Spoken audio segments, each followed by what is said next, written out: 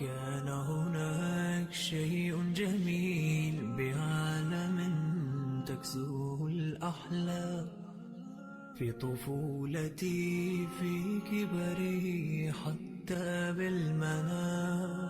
كانت الحياة جميلة والحزن فيها ينام، ولا يخفى الحزن بيننا إلا على نغم من الأنغام. يا صديق انظر للأيام تذهب ثم تمضي ثم تأتي في حاملة أياما بأفراح وأحزان وأوهام، فانهيها بابتسامة معا تبعد كل حزن كان.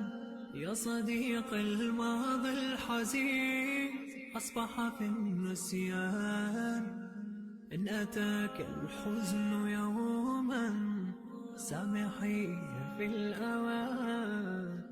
سأجعل من حزنك فرحا يكتب في كل مكان، مكان، مكان.